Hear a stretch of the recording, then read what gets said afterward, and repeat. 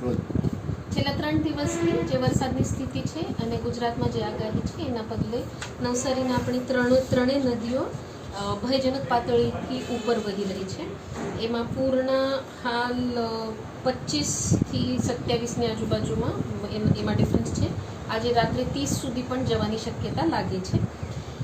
કાવેરી હાલ 20 ફૂટ છે અને અંબિકા નદી સૌથી વધારે એટલે ભયજનક પાતળી 28 છે ત્યારે 35 ફૂટ પર વહી રહી છે.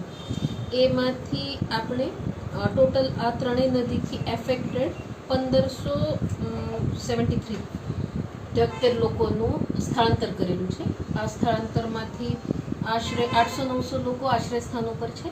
બાકીના ગામમાં બીજાના ઘરે કે રિલેટિવના ઘરે શિફ્ટ થઈ ગયેલા છે.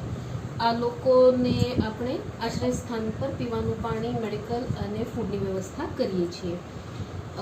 આ છેલ્લા 24 કલાકમાં આપણા ત્યાં નવસારીમાં દરેકનો અનુભવ એવો છે કે વરસાદ ઓછો છે. જે વરસાદ થાય છે એ નદીના ઉપરવાસમાં થાય છે અને એનાથી પાણી આવેલું છે. હાલ આ પાણી પૂર્ણાનું તો પાણી આવતીકાલે બપોર સુધી આશરે સ્ટેબલ રહેવાની શક્યતા છે. એટલે 23ના નીચે આવવાની શક્યતા થોડી ઓછી છે. એટલે નાગરિકોને વિનંતી છે કે આપ લોકો આશ્રય સ્થાન પર રહો છો તો આશ્રય સ્થાન ન છોડવા વિનંતી છે.